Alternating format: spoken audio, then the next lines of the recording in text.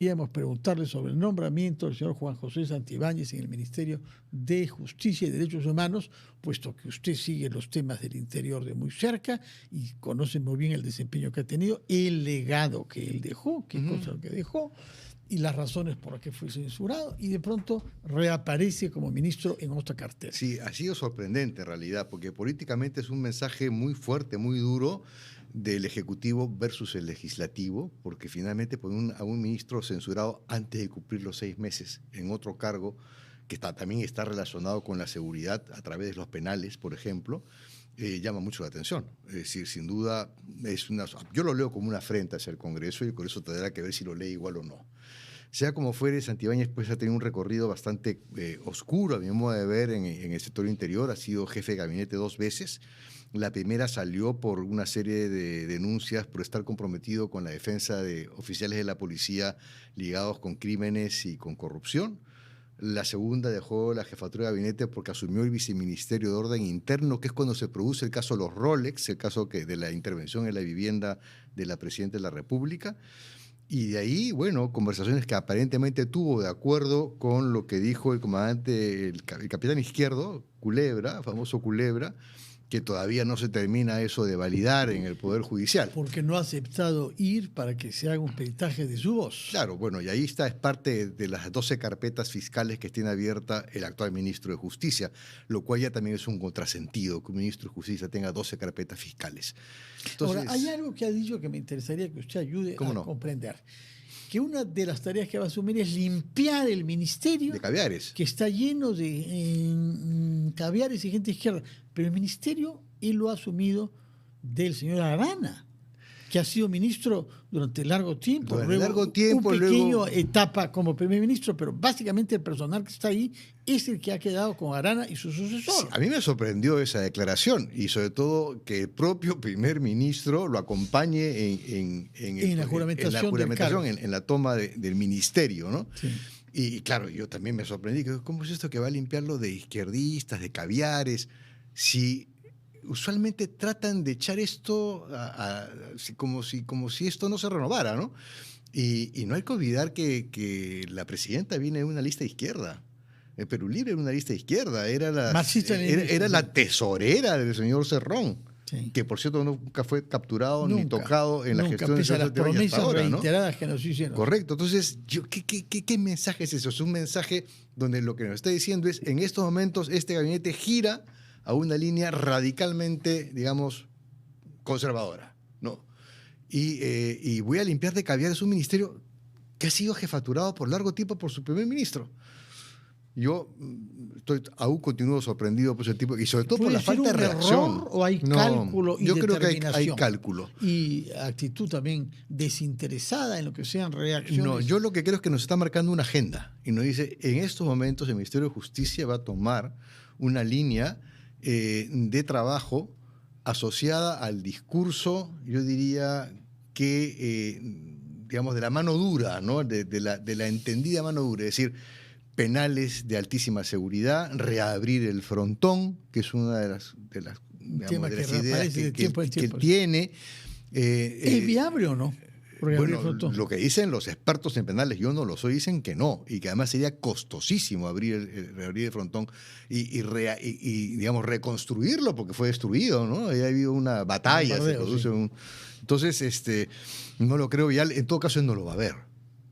Él no lo va a ver, o sea, porque además él ha demostrado ser un pésimo gestor, un muy buen operador político, pero un pésimo gestor. Y eso lo hemos visto, no ha sido capaz de comprar chalecos antibalas, para empezar.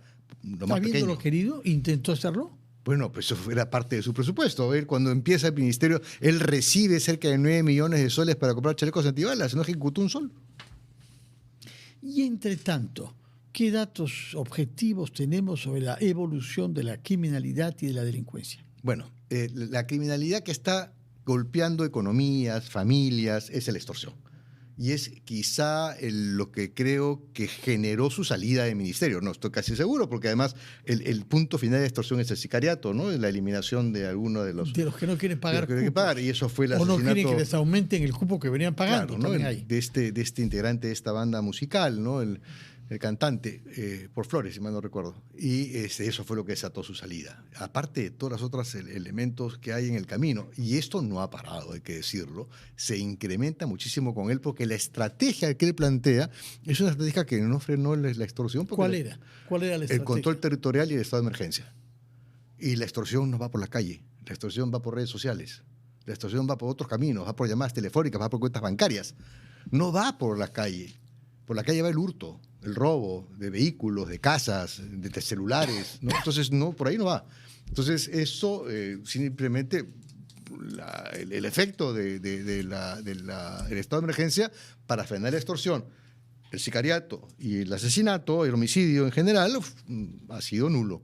Y eso ha seguido creciendo y vamos a terminar con índices mucho más altos el 25, es lo que más o menos es la tendencia, que en el 24. Y entre tanto, ¿qué sabemos sobre la minería ilegal y el operativo específico de Patás? ¿Ha dado resultados? Yo creo que hasta cierto punto en lo relacionado a la interdicción específica viene teniendo resultados esta interacción Fuerza Armada-Policía. ¿En cuáles sitios ha habido interdicción eficaz? En algunos distritos, no recuerdo los nombres en estos momentos de Patás, pero en la provincia, donde se han producido intervenciones conjuntas para rescatar gente secuestrada o para cerrar a una de las bocaminas. Pero eso es una parte minúscula del problema, porque en principio la minería de Patás no solamente es el socavón, ni siquiera el socavón secuestrado, el socavón intervenido, el socavón ocupado ilegalmente, sino es toda la cadena. Y sobre eso no se está haciendo absolutamente nada. Es transporte de maquinaria, transporte de minerales una vez que han sido obtenidos, carga muy pesada, hasta las plantas procesadoras, hasta las zonas de acopio. Ilegales siguen funcionando con siguen funcionando, no tenemos ningún registro, digamos, que haya sido transparentado de interdicciones y de cierres de plantas procesadoras. ¿Eso es pasividad o es complicidad de alguien? A mi modo de ver, hay una mezcla de ambas cosas. Yo creo que hay una altísima corrupción y un manejo muy fuerte económico en donde, se van comprando voluntades porque hay una alta capacidad de fuego por parte de la minería ilegal. La minería ilegal está, como consecuencia del alto valor del oro y del movimiento económico tan fuerte que tienen, que ellos están protegiendo sus intereses.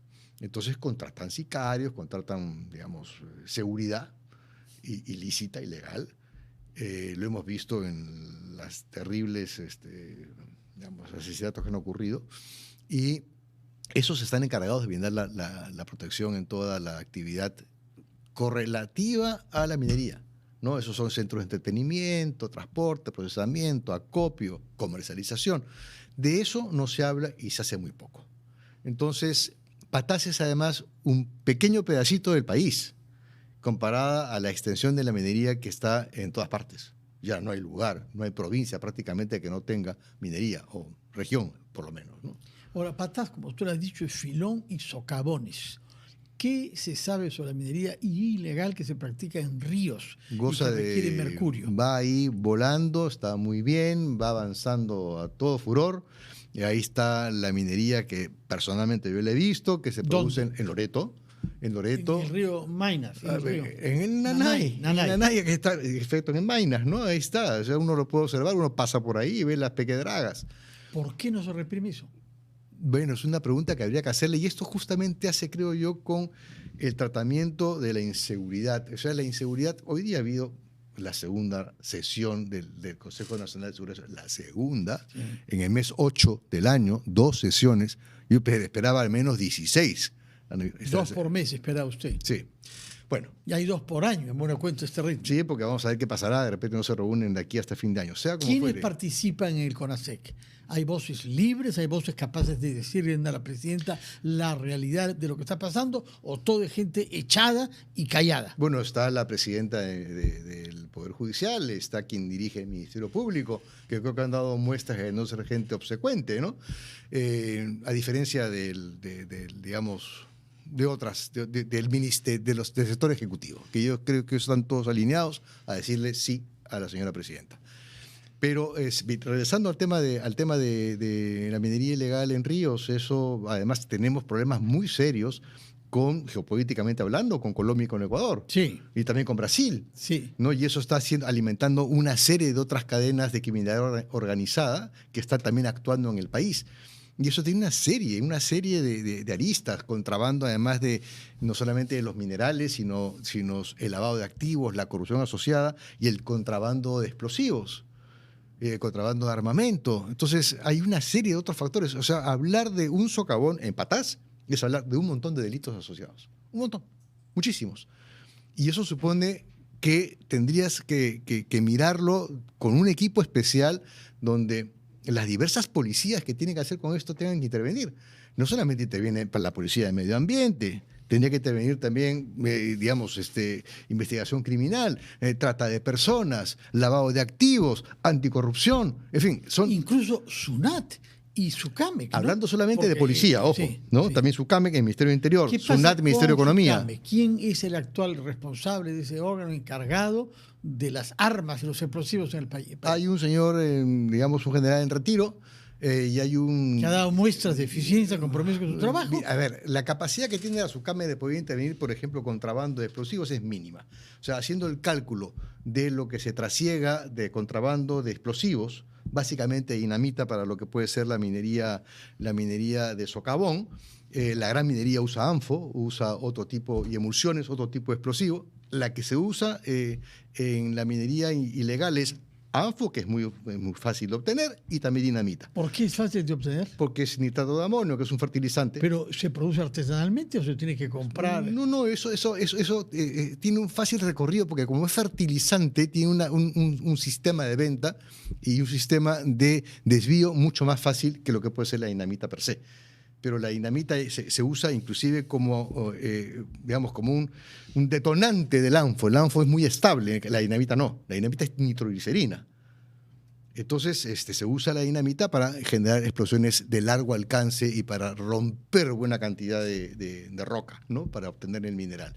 Pero la capacidad que tiene la SUCAME de intervenir para decomisar el contrabando que entra de Bolivia, de dinamita, y el contrabando que viene de Ecuador, ojo que Patás está más alimentada por Ecuador que por Bolivia. Al norte, sí. Claro, entonces es de apenas el 0.2%. No llegan al 1%. Es el 0.2% lo que en volumen de consumo de dinamita ilegal versus el volumen de decomiso. Las armas de fuego esa propiamente tales, entre las cuales armas de guerra, fusiles automáticos que han sido incautados, ¿de dónde proceden? Bueno, proceden de diversos lugares. O sea, hay armamento de contrabando, hay inclusive armamento alquilado. ¿Alquilado a quién? ¿Alquilado de quién? Es el tema, ¿no? Es decir, a veces algunos de ellos de Fuerzas Armadas.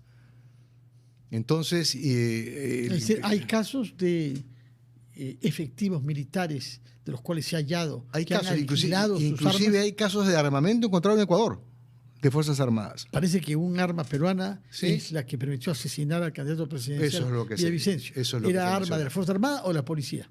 No sé exactamente de quién proviene, pero en todo caso es de las fuerzas del orden, ¿no? Y en este caso, bueno, Fuerza Armada o Fuerza Policial. Ya, digamos, ese es un detalle. Hemos visto sicarios en el Ecuador, el caso Villavicencio, pero también en Colombia. Un joven de 15 años, un adolescente de 15 años, mató al senador y precandidato presidencial Uribe Turbay. ¿Qué sabemos sobre esos sicarios de esa edad? Bueno, eso es un formato extendido desde hace muchos años. En el Perú eso se desarrolló básicamente en el norte del país, ¿no? Porque lo que se hacía era captar a menores de edad, como lo hizo Sendero en su momento, que también captaba a menores y los formaba desde un principio. Sí. Lo mismo hizo la delincuencia y empezó a formar niños que se encontraban en el entorno de la criminalidad. Y justamente aprovechar de esta falta de escrúpulos, de esta visión, digamos... despiadada, ¿no? Sí, ¿no? De algunos adolescentes para usarlos a favor de la criminalidad, ¿no? Y ahí está pues, el famoso caso de Iringallo, que fue quizás el que marcó un poco, fue un hito, ¿no? Y eso se empieza a expandir. Pero eso no solamente ocurre en el Perú, también ocurre en Colombia. porque las normas que tenemos, que parecen razonables, que de acuerdo a las normas internacionales, el convenio que tiene que ver con los derechos del niño y del adolescente, tienen que ver con la protección en general de la ciudadanía. Entonces se usa esos elementos para poder convencerlos y meterlos en el negocio criminal sabiendo que van a tener una pena menor. Por otra parte, ya que hemos hablado sobre países vecinos por el norte, vayamos un poco más al norte, hasta Venezuela, y hay en este momento en el desplazamiento de una escuadra norteamericana con miles de soldados e infantes de marina para combatir el cartel de los soles, que Donald Trump ha declarado grupo terrorista que amenaza la seguridad nacional de Estados Unidos y atribuye la jefatura de este cártel al presidente Maduro, a que naturalmente Estados Unidos no reconoce como presidente, tampoco nosotros. ¿Qué sabemos sobre ese cártel? Bueno, el cártel de los soles. Y ellos no producen cocaína. No. En algún lugar tiene que venir. Ellos comercializan y acopian cocaína básicamente colombiana, por cierto. Básicamente colombiana. No tanto peruana. No. La peruana se va a Europa. Básicamente va a Brasil y de Brasil se va a África y Europa. Pero la que comercializa Venezuela es básicamente cocaína colombiana. Y ahí hay un vínculo, digamos, Petro no es precisamente una persona que va a perseguir al señor Maduro, digamos, ¿no? A la gente de Venezuela. ¿Es confirmado que el señor Maduro está implicado con ese cártel? Es lo que afirma la DEA, es lo que afirma el gobierno americano, y el cártel de los soles se tiene registro de ellos no solamente de la época de Maduro, se tiene un registro inclusive de los 90s. Desde ahí proviene un poco la afirmación del cártel de los soles, relacionado con, digamos, los soles que usan los generales, ¿no? Las insignias. Y se vuelve a retomar el tema del cártel de los soles hacia el 2008-2009, más o menos, y ya, digamos, tiene una mayor complejidad con Maduro, y hay una serie de personalidades, Diosdado Cabello y otros más que están aparentemente involucrados en esto. El general Padrino, ¿no? El general Padrino también. No es Padrino como función, sino como apellido. Pero sí. Bueno, en todo caso, esto es lo que se sabe. Aparentemente manejan no solamente ese negocio, también comercializan oro, comercializan otro tipo de sustancias y de minerales, ¿no? Entonces, es una estructura de poder muy, muy fuerte, pero de ahí a que ya se produzca algún tipo de intervención, eso es un tema que corresponde a otro tipo de análisis. Si vamos más al norte, llegamos a México, país donde hay diferentes cárteles, y los hemos visto en acción de hace décadas, pero la noticia de la semana, que ha impactado en Estados Unidos sobre todo, pero nosotros deberíamos tomarla muy en cuenta, es la audiencia en la que el jefe del cártel de Sinaloa ha reconocido las culpas que le atribuyen y ha informado a la justicia norteamericana que durante 35 años se ha dedicado a corromper jefes de la Fuerza Armada, jefes del Congreso, jefes de los ministerios y de la policía mexicana. ¿Qué impacto tiene las confesiones del señor Mayo, jefe del cártel de Sinaloa? Bueno, eso creo que va a ser durísimo. Creo que lo que él está pretendiendo con esto, sabiéndose que está perdido, porque preso va a quedar por el resto de su vida, va a negociar mejores condiciones sobre la base de la información que él maneja. Entonces ya adelantó justamente eso que acabas de mencionar. Y esto va a llevar también porque obviamente no creo, precisamente bajo la lógica que maneja el gobierno americano, y específicamente en el caso del gobierno Trump, es todo aquello que ocurra en Estados Unidos.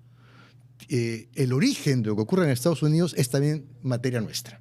Eso significa que si el cártel de Sinaloa opera con productos de México o con operaciones de Colombia, de Ecuador o de Perú, para efectos de la lógica norteamericana, ellos tienen que ir hasta el origen del problema. Entonces eso le va a permitir obtener información sobre lo que puede estar ocurriendo en otros gobiernos latinoamericanos más allá del mexicano. Y hay que decir también que esto ha sido parte, entiendo yo, de un proceso de negociación mucho más complicado, porque ha sido otro capo de la droga mexicana quien lo vendió. El hijo del Chapo Guzmán, ¿no? Así es, ¿no? Entonces tenemos ahí un enfrentamiento entre cárteles, pero que están buscando algún tipo de protección norteamericana, en tanto que ya han sido capturados.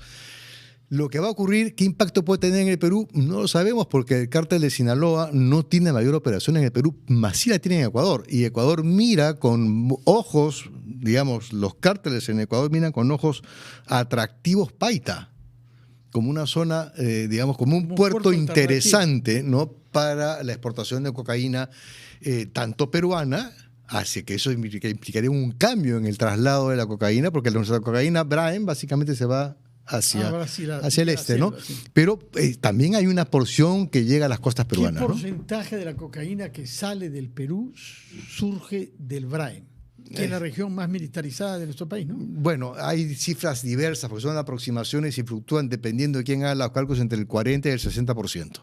Entre 40 y 60%. Sí, ¿no? ¿Por qué ha fracasado el operativo militar policial que implementamos en el Braem de hace décadas? Es una pregunta de fondo. Y habría que, más allá de lo difícil que es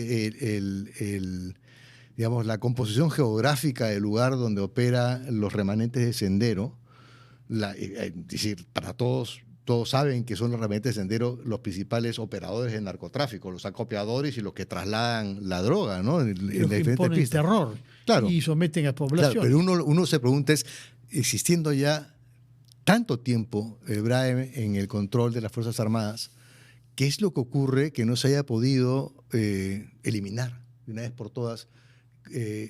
Capturar al señor Quispe Palomino, ¿no? O sea, han ido muriendo por uno que otro operativo o simplemente por otro tipo de esquemas, ¿no? O sea, de salud, etcétera. Pero en el caso específico, y aquí regreso a Santibáñez, porque Santibáñez, es decir, se peleó con la gente de la DIVIAC, y la gente de la DIVIAC estaba conformada por los que justamente dieron con Artemio y que desbarataron a Sendero en la zona del Guayaga. Y ellos sí implementaron una estrategia que dio resultados. ¿Por qué no lo hace la Fuerza Armada? Y para mí es una pregunta de fondo, porque yo a veces me pienso, ya digamos, en una hipótesis no necesariamente positiva, sino negativa, demasiado presupuesto se maneja y que se podría perder si tienen éxito en el Braem. Es triste lo que dice, pero en fin, hay que... Es una hipótesis que habría que analizar, ¿no? Asumir todas las hipótesis, como es lo propio de su oficio investigador sobre la criminalidad, que lo obliga a conocer cosas que uno prefería no conocer. Ahora bien, para culminar, frente a esta realidad que nos ha descrito, contestándonos a todo con mucha precisión, es decir, extorsiones, sicariato para hacerse temer y que se paguen las extorsiones, minoría ilegal, tráficos de todo tipo, con las consecuencias que hay, trata de personas, prostitución, la tala ilegal con el asesinato que ha sido condenado finalmente ayer en Sagüeto, Ucayali. ¿Cuál es la estrategia de la policía? Se añade a lo que pasa en nuestro país la realidad de bandas organizadas transnacionales que hay que conocer de cerca, porque evolucionan en un sentido que prefigura lo que puede pasar si dejamos crecer a las organizaciones activas en el Perú hoy. Creo que se hace necesaria una reforma profunda de la capacidad estratégica de la policía y su capacidad de investigación. Mi lectura actual es que en estos momentos tenemos un comando que ha sido captado más por la frivolidad que por el interés en perseguir el delito en todas sus dimensiones y generar estrategias específicas para todos los tipos de delitos que existen en el país. Es decir, tenemos 9 tipos de extorsión, por decir, un número corto. Cada tipo de extorsión requiere una estrategia distinta y soluciones diferenciadas con otros tipos de crímenes. Y de todas las economías ilícitas que has mencionado, en este caso también cada una de ellas requiere no solamente estrategias policiales, sino se requieren estrategias políticas y de coordinación multisectoriales. Es decir, para todos los delitos que hemos conversado ahora, cualquiera de ellos tienen aristas que implican la presencia de una serie de otros ministerios. Y que eso es lo que yo, regresando también al tema del mensaje de la presidenta del día de hoy, ¿no?, donde teníamos un montón de ministros sentados, uno se pregunta cuál es el rol. Y el rol está, hay un Plan Nacional de Seguridad Ciudadana que estoy seguro no lo han leído, que va al 2030 y que ahí tienes al Ministerio de Salud, Ministerio de Trabajo, Ministerio de la Mujer, pero Ministerio es de un Educación. Plan bien estructurado. Es un plan que hay que reestructurarlo y es un plan que hay que, digamos, ponerlo en el momento actual porque las cosas han cambiado muchísimo. Pero por lo menos responsabilidad para hacer prevención de la criminalidad hay en otros sectores del Estado y eso no lo estamos viendo. Señor Valdés, muchas gracias por su presencia, por sus respuestas. No nos dejan naturalmente más confiados y seguros, pero es mejor asumir las cosas por crudas que puedan ser. Muchas gracias por su presencia. Con gusto. Y muy buenas noches. Vamos a hacer una pausa, después de la cual ya no hablaremos con un investigador y que ha sido viceministro del Interior, sino con una congresista de Somos Perú, la señora Kila Alcaraz. Nos dirá cómo ve las cosas ella desde su actividad como parlamentaria. Primero vamos a hacer una pausa.